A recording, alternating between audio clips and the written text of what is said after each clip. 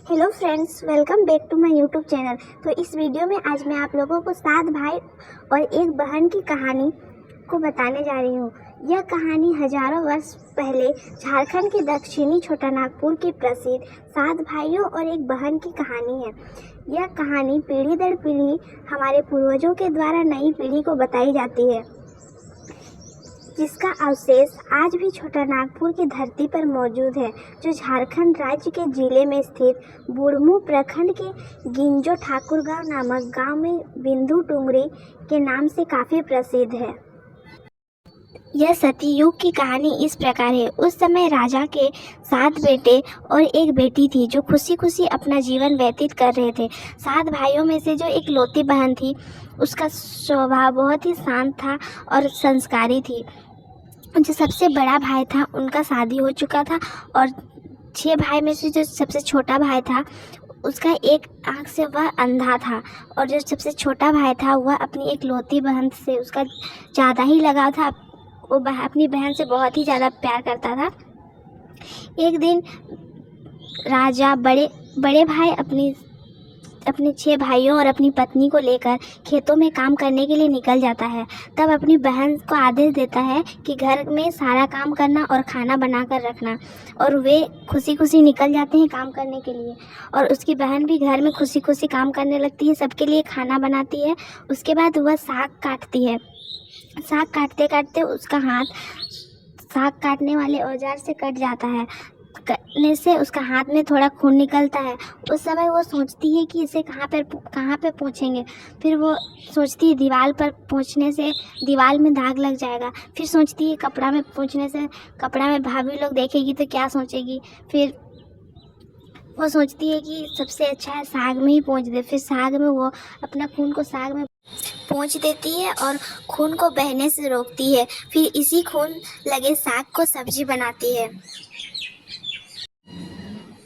जब उसके सारे भाई और भाभी खेतों से काम करके लौटते हैं, तो उसकी छोटी बहन हमेशा की तरह सभी के लिए थाली में खाना लगा देती है और मिट्टी के लोटे में पानी देती है, और सभी एक साथ बैठकर खाना खाते हैं। और पके हुए साग खाकर उसके भाइयों ने जमकर तारीफ की।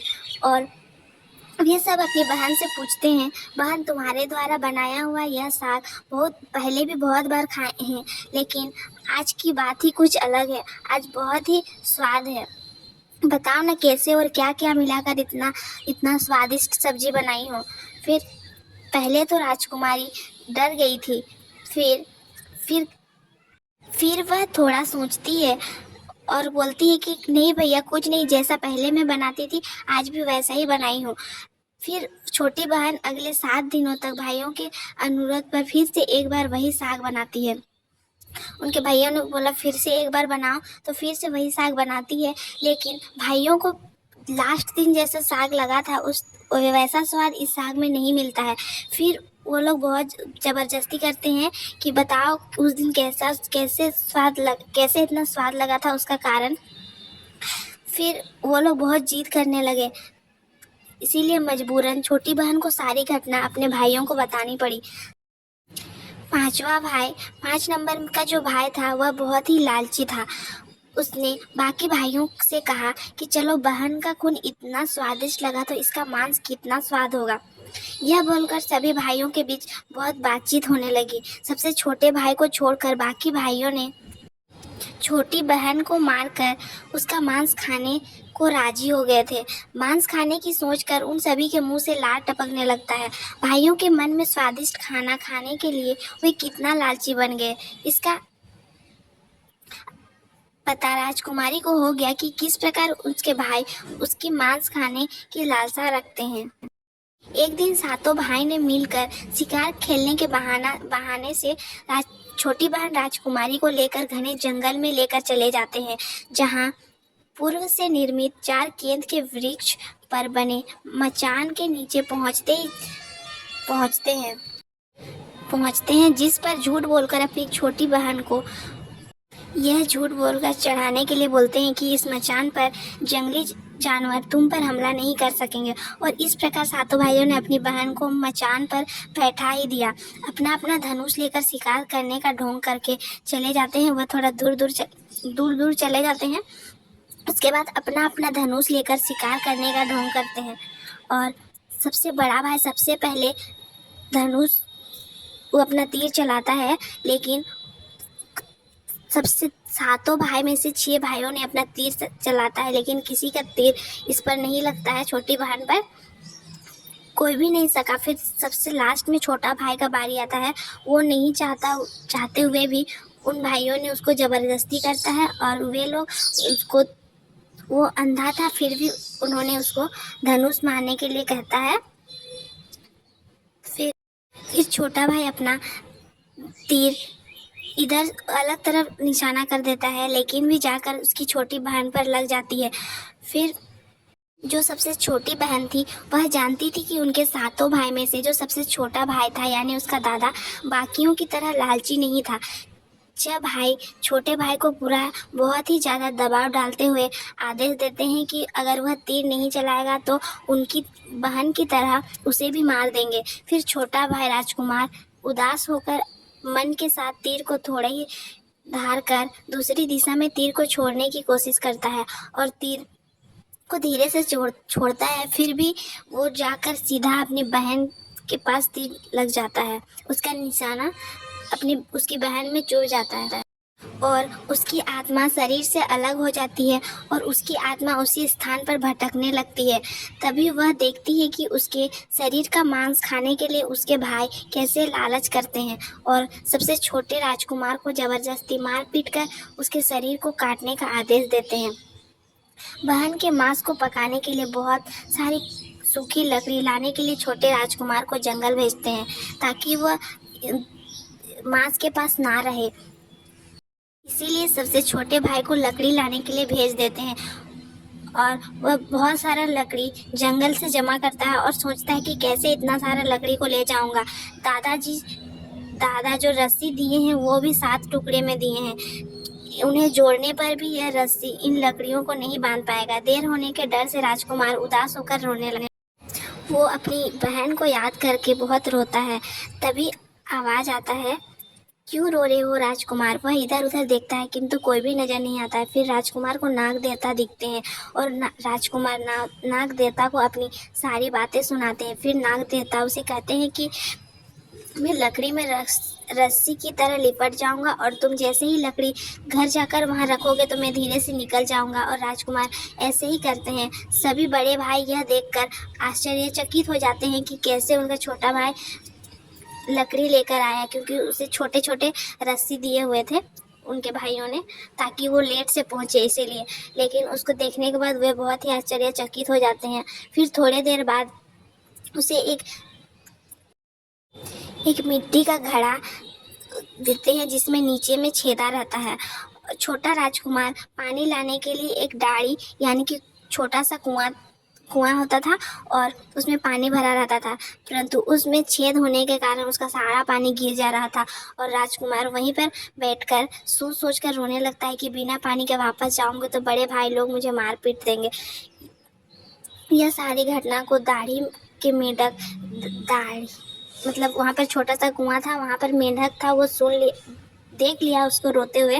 फिर केकड़ा और मछली वो लोग भी सुन लिए, और वे तीनों राजकुमार को रोता देख पूछते हैं कि क्यों रो रहे हो। फिर राजकुमार उन्हें अपनी सारी बातें विस्तार से बतलाता है, और कहता है कि मैं अपनी प्यारी बहन के शरीर का मांस कैसे खा सकता हूँ, नहीं खाऊंगा तो बड़े भैया लोग मुझे मार पीट देंगे। तब मेंढक कहता है कि तुम परेशान मत हो। हम सब मेंढक घड़ा के छेद में चिपक जाते हैं। फिर मछली और केकड़ा बोलते हैं कि तुम हमें लेकर चलो, तुम्हारे भाई जब राजकुमारी के मांस को खाएंगे तब तुम मछली खाना, और जब वे हड्डी खाएंगे तब तुम केकड़ा को खाना। तब राजकुमार तुम्हारे ऊपर शक भी नहीं करेंगे। तो छोटे भाई राजकुमार ने बिल्कुल वैसा ही किया जैसे केकड़े और मछली ने कहा था। रात को जब छोटी बहन राजकुमारी का पका हुआ मांस खा रहे थे, तब बड़े भाइयों से छुपकर वह मांस को दीमक के टीले में डाल देता है, जो कि अभी भी इस बांस के झुंड के नीचे वह दीमक अभी भी दिखाई देता है। और समय बीतने पर वहाँ बांस का एक बड़ा झुंड उगता है। जो यही बांस का झुंड है। इस घटना के बहुत वर्षों बाद एक भीख मांगने वाला उसी बांस के झुंड के पास से गुजर रहा था और वह सुंदर सुंदर बांस की बूदा को देखकर सोचता है कि अगर इतने सुंदर सुंदर बांस के केंद्रा एक बजाने वाला यंत्र होता है, वो बनाया जाए तो कितना सुरीला धुन निकलेगा। उसी समय आवाज आती है, ना काट काट रे जोगी, ई तो लागे भैया रोपल बांस। तब उस जोगी फिर भी बांस को काटता है। जोगी इस उद्देश्य से एक मोटा बांस का टुकड़ा काट ले जाता है कि इस बांस का आवाज इतना सुंदर है, यदि केंद्रा बनाएंगे तो कितना मधुर आवाज निकलेगा और इस बांस से एक सुंदर केंद्रा का निर्माण भी हो सकता है। इस केंद्रा से इतनी मधुर ध्वनि निकलती है कि जोगी जहाँ जहाँ भी इसे बजाता था, इसकी सुरीली आवाज से लोग आकर्षित हो जाते थे। एक दिन जोगी घूमते घूमते बड़े भाई राजकुमार के घर की तरफ पहुंच जाता है और जोगी जो था वो थोड़ा पैसा के लालच के कारण अपना केंद्रा को जोर जोर से बजाने लगता है, लेकिन उसका आवाज जो बहुत ही सुरीली आवाज था वो अचानक चेंज हो जाता है और जोगी जो था वो कुछ अलग ही धुन निकालना चाहता था, लेकिन उस केंद्रा से अलग ही आवाज निकल रहा था। ना बाज रे केंद्रा, ई तो लागो मर दुश्मन कर घर। बार बार यही धुन निकलने लगता है तो बड़ा भाई राजकुमार जो था मार पीट कर जोगी को उधर से भगा देता है, अपने घर से भगा देता है। ऐसे ही घूमते घूमते जोगी 6 भाई के घर में पहुंचता है। 6 भाई के घर में यही बजता है, ना बाज रे केंद्रा, ई तो लागो मोर दुश्मन कर घर। फिर 6 भाई जो थे वो इस धुन को सुनकर उसको डांट कर भगा देते थे अपने घर के पास से। सबसे लास्ट में जोगी जो था छोटे राजकुमार यानी कि छोटे भाई के घर की तरफ पहुंचता है। छोटे भाई के घर के आंगन में पहुंचते ही केंद्रा जोर जोर से बजने लगता है और जोर जोर से बाज रही केंद्रा, ई तो लागो मोर छोट भाई कर घर। ऐसे ही बहुत ही मीठे स्वर में उसका धुन रहता है और इससे छोटा भाई बहुत ही उसको अच्छा लगता है, जिससे वो जोगी से केंद्रा की मुंह मांगी रकम दे देता है और उससे अच्छा से मेहमान नवाजी करके विदा कर देता है। धीरे धीरे बहुत समय बीतने के बाद राजकुमार जो सबसे छोटे राजकुमार था वह काम से कुछ दिनों के लिए बाहर जाता है। जब वह काम से वापस लौटता है घर तो देखता है कि उसका कमरा बहुत ही सुंदर ढंग से सजा हुआ था और घर के सारे बर्तन अच्छी तरीके से रखे हुए हैं। तो छोटा भाई राजकुमार जो था वह सोचता है कि इतने अच्छे तरीके से तो आज तक कोई भी उसके घर में जो थे नौकर लोग काम करते थे, लेकिन किसी ने भी इतने अच्छी तरीके से नहीं सजाया था उसके घर को। तो उसने नौकरों से पूछताछ किया कि मेरे कमरे को इतना सुंदर किसने सजाया है। तभी नौकर बोलते हैं कि उन्होंने मना कर दिया। तभी राजकुमार सोचते हैं कि शायद कोई भाभी आई होगी और मेरे कमरे को सजा कर गई होगी। फिर कुछ दिन बाद फिर वो जैसे लगातार अपने काम पर जाते रहे तो घर आते हैं तो हर दिन यही घटना देखने को मिलती है कि उसके घर को बहुत ही अच्छे ढंग से सजाया जाता है और उनके लिए खाना भी बन के रेडी हो जाता है।